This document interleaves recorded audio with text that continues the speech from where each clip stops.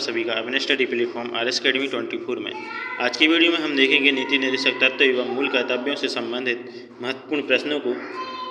तो चलिए साथ से शुरुआत करते हैं आज की इस क्लास का पहले प्रश्न के साथ।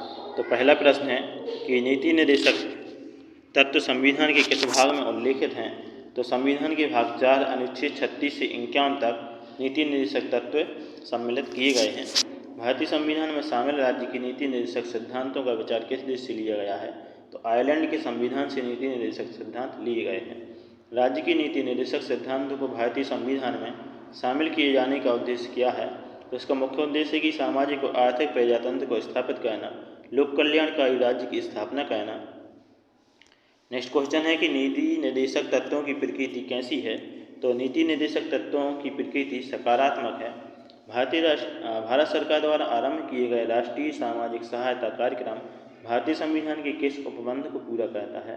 तो राज्य की नीति निर्देशक तत्व को पूरा करता है। किसने कहा था कि निर्देशक तत्वों का आशय यह नहीं है कि केवल पूजनीय घोषणा बनकर रह जाएं। तो यह कथन था डॉक्टर अम्बेडकर जी का। किसने नीति निर्देशक तत्वों को संविधान की मूल आत्मा कहा है। तो ग्रेनवेल ऑस्टिन ने संविधान की मूल आत्मा नीति निर्देशक तत्वों को कहा है। नेक्स्ट क्वेश्चन है कि भाग 4 के किस अनुच्छेद में राज्य की परिभाषा दी गई है। तो राज्य की परिभाषा अनुच्छेद 36 के अंतर्गत दी गई है। संविधान के किस अनुच्छेद में उल्लेख मिलता है कि नीति निर्देशक तत्व न्यायालय द्वारा परिवर्तनीय नहीं है। तो अनुच्छेद 37 में। भारत के कल्याणकारी राज्य होने का विचार संविधान में कहाँ कहाँ पाया जाता है। तो संविधान की प्रस्तावना में, राज्य की नीति निर्देशक तत्वों में, यानी इन दोनों जगह ही भारत के कल्याणकारी राज्य होने का विचार पाया जाता है। राज्य की नीति निर्देशक तत्व को सहज अध्ययन के लिए किन भागों में विभाजित किया गया है। तो मुख्य रूप से हैं समाजवादी, गांधीवादी और उदार बौद्धिकतावादी, 3 भागों में बांटा गया है। संविधान का कौन सा भाग देश के शासन के लिए आधारभूत है। तो भाग 4 राज्य की नीति निर्देशक तत्व। नेक्स्ट क्वेश्चन है कि भारतीय संविधान का कौन सा अनुच्छेद निर्देशक तत्वों का मूल मंत्र तथा मर्म कहा जाता है। तो अनुच्छेद 38। नेक्स्ट क्वेश्चन है राज्य लोक कल्याण की अभिवृद्धि के लिए सामाजिक व्यवस्था बनाएगा, इसका उल्लेख संविधान के किस अनुच्छेद में किया गया है। तो अनुच्छेद 38 में इस बात का उल्लेख किया गया है। नीति निर्देशक तत्वों के संबंध में प्रमुखतया कौन सी बातें उल्लेखनीय हैं। तो कानून बनाते समय इन तत्वों का प्रयोग करना राज्य का कर्तव्य होगा। नीति निर्देशक तत्व देश के शासन में मूलभूत स्थान रखते हैं। इन तत्वों को न्यायालय द्वारा लागू नहीं किया जा सकता है। तो इस प्रकार से नेक्स्ट क्वेश्चन की ओर बढ़ते हैं। तो अगला प्रश्न है कि सभी नागरिकों को आजीविका के पर्याप्त साधन प्राप्त करने का अधिकार भाग 4 के किस अनुच्छेद में मिलता है। तो पर्याप्त साधन प्राप्त करने का अधिकार तो अनुच्छेद 39 का में मिलता है। भाग 4 के किस अनुच्छेद में समान कार्य के लिए समान वेतन का उल्लेख किया गया है। तो अनुच्छेद 39 खा में समान कार्य के लिए समान वेतन का उल्लेख किया गया है। संसद द्वारा समान पारिश्रमिक अधिनियम 1976 संविधान के किस अनुच्छेद के अनुसरण में पारित किया गया है। तो अनुच्छेद 39 घा। नेक्स्ट क्वेश्चन है कि समान न्याय एवं निःशुल्क विधिक सहायता का प्रावधान संविधान के किस अनुच्छेद में किया गया है। तो अनुच्छेद 39 ए में। नेक्स्ट क्वेश्चन है कि संविधान का अनुच्छेद 39 चा किस वर्ग के संबंध में निर्देश देता है। तो बालकों के कल्याणों के लिए 39 चा बनाया गया है। ग्राम पंचायतों के संगठन का प्रावधान किस अनुच्छेद के अंतर्गत किया गया है। तो अनुच्छेद 40 के अंतर्गत ग्राम पंचायत के संगठन का प्रावधान किया गया है। कुछ दशाओं में काम, शिक्षा और लोक सहायता पाने का अधिकार संविधान के किस अनुच्छेद में मिलता है। तो अनुच्छेद 41 में। नेक्स्ट क्वेश्चन है कि भारतीय संविधान के किस अनुच्छेद के अंतर्गत प्रावधान किया गया है कि राज्य काम की न्याय संगत और मानवोचित दशाओं को सुनिश्चित करने के लिए तथा प्रसूति सहायता के लिए उपबंध करेगा। तो अनुच्छेद 42 के तहत। नेक्स्ट क्वेश्चन है कि मातृत्व सुरक्षा हेतु सहायता का उपबंध किस अनुच्छेद में किया गया है। तो मातृत्व सुरक्षा हेतु सहायता का उपबंध अनुच्छेद 42 में किया गया है। सर्वोच्च न्यायालय ने किस वाद में अभी निर्धारित किया कि समान कार्य के लिए समान वेतन का सिद्धांत मूल अधिकार नहीं, नीति निर्देशक तत्व है। तो रणधीर सिंह बनाम भारत संघ 1982 के अंतर्गत। नेक्स्ट क्वेश्चन है कि मनरेगा कार्यक्रम संविधान के किस अनुच्छेद के अंतर्गत शुरू किया गया है। तो अनुच्छेद 43 के अंतर्गत मनरेगा कार्यक्रम शुरू किया गया है। कुटीर उद्योगों के विकास की बात संविधान के किस अनुच्छेद में की गई है? तो कुटीर उद्योगों की बात भी अनुच्छेद 43 में की गई है। किस संविधान संशोधन के माध्यम से श्रमिकों के प्रबंधन में भागीदारी सुनिश्चित की गई है? तो 42वें संविधान संशोधन द्वारा श्रमिकों के प्रबंधन में भागीदारी सुनिश्चित की गई है। 42वें संविधान संशोधन द्वारा कौन सा सिद्धांत राज्य की नीति निर्देशक तत्वों में जोड़ा गया है? तो उद्योगों के प्रबंधन में कामगारों की सहभागिता, यह प्रावधान जोड़ा गया है 42वें संविधान संशोधन द्वारा। नेक्स्ट क्वेश्चन है कि किस अनुच्छेद के माध्यम से श्रमिकों की प्रबंधन में भागीदारी सुनिश्चित की गई है? तो अनुच्छेद 43 का में श्रमिकों की प्रबंधन में भागीदारी सुनिश्चित की गई है। सहकारी समितियों का उन्नयन संविधान के किस अनुच्छेद में किया गया है? तो अनुच्छेद 43 खा में सहकारी समितियों का उन्नयन किया गया है। सहकारी समितियां किस संविधान संशोधन के माध्यम से नीति निर्देशक तत्वों में जोड़ी गई? तो 97वें संविधान संशोधन द्वारा 2011 में।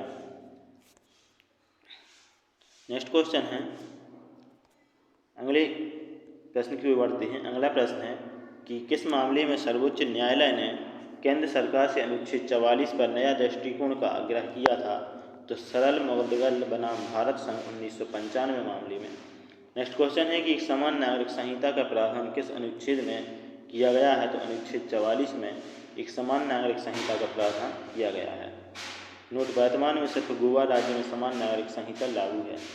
42वें संविधान संशोधन के माध्यम से राज्य के नीति निर्देशक तत्व में कौन कौन से अनुच्छेद जोड़े गए हैं? तो अनुच्छेद 39 का, 43 का तथा 48 का के अंतर्गत।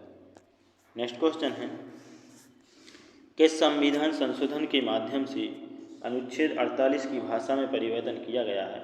तो 44वें संविधान संशोधन के माध्यम से अनुच्छेद 38 की भाषा में संशोधन किया गया है। 6 वर्ष से कम आयु के बच्चों को शिक्षा तथा उनकी देखभाल का प्रावधान संविधान के किस अनुच्छेद में किया गया है? तो अनुच्छेद 45 में। पोषाहार स्तर बढ़ाने का प्रावधान नीति निर्देशक सिद्धांत के किस अनुच्छेद में किया गया है? तो अनुच्छेद 47 में।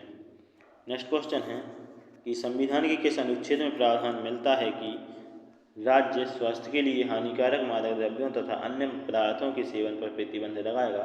तो अनुच्छेद 47 के अंतर्गत। कृषि एवं पशुपालन संगठन की बात भाग 4 के किस अनुच्छेद में की गई है? तो कृषि एवं पशुपालन की बात अनुच्छेद 48 में की गई है। पर्यावरण संरक्षण एवं संवर्धन और वन तथा वन्य जीवों की रक्षा का प्रावधान संविधान के किस अनुच्छेद में मिलता है? तो अनुच्छेद 48 का में पर्यावरण संरक्षण और संवर्धन की बात की गई है। नेक्स्ट क्वेश्चन है कि राष्ट्रीय महत्व के स्मारकों, स्थानों और वस्तुओं का संरक्षण करने का प्रावधान किस अनुच्छेद में किया गया है? तो अनुच्छेद 49 में राष्ट्रीय महत्व के स्मारकों और संस्थानों और वस्तुओं का संरक्षण करने की बात की गई है। भारतीय संविधान में न्यायपालिका का कार्यपालिका से पृथक्करण का उल्लेख किस अनुच्छेद में मिलता है? तो अनुच्छेद 50 में न्यायपालिका का कार्यपालिका से पृथक्करण मिलता है। अंतर्राष्ट्रीय शांति और सुरक्षा के संवर्धन का प्रावधान किस अनुच्छेद में किया गया है? तो अनुच्छेद 51 में इस बात का उल्लेख है। अंतर्राष्ट्रीय शांति और सुरक्षा महत्वपूर्ण तथ्य हैं, इन्हें भी देख लेते हैं। तो सबसे पहले बात की जाती है अनुच्छेद 51 में अंतर्राष्ट्रीय शांति और सुरक्षा की अभिवृद्धि का उल्लेख है। इसके अनुसार राज्य अंतर्राष्ट्रीय शांति और सुरक्षा की अभिवृद्धि का, राष्ट्रों के बीच न्यायसंगत और सम्मानपूर्ण संबंधों को बनाए रखने का, संगठित लोगों के एक दूसरे से व्यवहार में अंतर्राष्ट्रीय विधि और संधि बाध्यताओं के प्रति आदर बढ़ाने का। नेक्स्ट है कि अंतर्राष्ट्रीय विवादों की मध्यस्थता द्वारा निपटारे के लिए प्रोत्साहन देने का प्रयास करेगा। नेक्स्ट क्वेश्चन है कि किसने कहा है कि राज्य की नीति निर्देशक सिद्धांत एक ऐसा चेक है जो बैंक की सुविधा अनुसार अदा किया जाता है? के.टी. शाह का यह कथन है कि राज्य के जो नीति निर्देशक सिद्धांत हैं वह एक ऐसे चेक हैं जो बैंक की सुविधा अनुसार अदा किए जाते हैं। नेक्स्ट क्वेश्चन है, अगला प्रश्न है कि किसके द्वारा कहा गया है कि नीति निर्देशक तत्वों का एक प्राधिकारियों के लिए शैक्षिक महत्व है? तो यह कथन है बी.एन. राव जी का।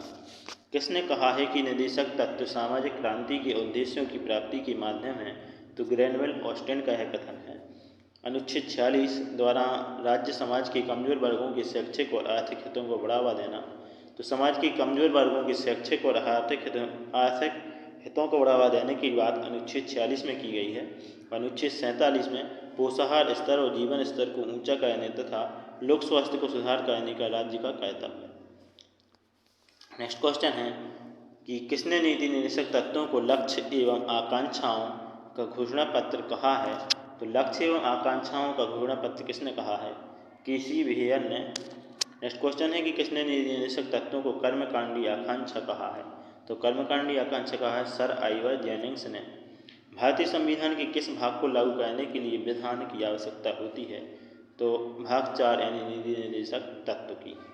राज्य की नीति निर्देशक सिद्धांतों में किसके बारे में संविधान शांत है? तो प्रौढ़ शिक्षा के बारे में संविधान शांत है। नेक्स्ट क्वेश्चन है कि संविधान के किस भाग में आर्थिक न्याय को संविधान का लक्ष्य घोषित किया गया है? तो संविधान का लक्ष्य प्रस्तावना और नीति निर्देशक सिद्धांत में किया गया है। नीति निर्देशक तत्वों में आर्थिक लोकतंत्र का विचार किसने दिया था? तो नीति निर्देशक तत्वों में आर्थिक लोकतंत्र का विचार है BR अम्बेडकर जी का। आर्थिक क्षेत्र में समाजवाद का विचार किसने दिया था? तो आर्थिक क्षेत्र में समाजवाद का विचार है पन्नीकर जी का। भारतीय संविधान में नीति निर्देशक तत्वों का प्रावधान किसके लिए किया गया है? तो सरकार के लिए। नेक्स्ट क्वेश्चन है कि किस संविधान संशोधन के द्वारा 6 से 14 वर्ष के बालकों के लिए शिक्षा का प्रावधान मौलिक अधिकार बन गया है? तो 86वें संविधान संशोधन 2002 द्वारा। किस संविधान संशोधन द्वारा अनुच्छेद 31 को भारतीय संविधान में जोड़ा गया था? तो 25वें संविधान संशोधन द्वारा। नेक्स्ट है नीति निर्देशक तत्व एवं मूल अधिकारों में अंतर, उन्हें भी देख लेते हैं। तो मूल अधिकार व्यक्तियों को दिया गया अधिकार है, जबकि नीति निर्देशक तत्व राज्यों को सौंपे गए दायित्व हैं। तो मूल अधिकार व्यक्तियों के अधिकार हैं और नीति निर्देशक तत्व राज्यों की दायित्व हैं। मूल अधिकार न्यायालय द्वारा परिवर्तनीय हैं, जबकि नीति निर्देशक न्यायालय द्वारा अपरिवर्तनीय हैं। नेक्स्ट क्वेश्चन है कि मूल अधिकार में राजनीतिक लोकतंत्र का आदर्श निहित है? तो मूल अधिकार में राजनीतिक लोकतंत्र का आदर्श निहित है, जबकि नीति निर्देशक तत्वों में सामाजिक व आर्थिक लोकतंत्र का आदर्श निहित है। नेक्स्ट है मूल अधिकारों का स्वरूप सामान्यतः कैसा है? नकारात्मक है, जबकि नीति निर्देशक तत्वों का स्वरूप सकारात्मक है। आपातकाल के समय मूल अधिकार निलंबित किए जा सकते हैं, जबकि नीति निर्देशक तत्वों पर किसी भी प्रकार का निर्बंधन नहीं लगाया जा सकता। तो इसे निलंबित कर सकते हैं मूल अधिकार को, लेकिन नीति निर्देशक तत्वों को निर्बंध नहीं कर सकते। किसने कहा कि नीति निर्देशक तत्व भारतीय संविधान की अनोखी विशेषता है, इसमें एक कल्याणकारी राज्य का लक्ष्य निहित है? डॉक्टर BR अम्बेडकर जी ने।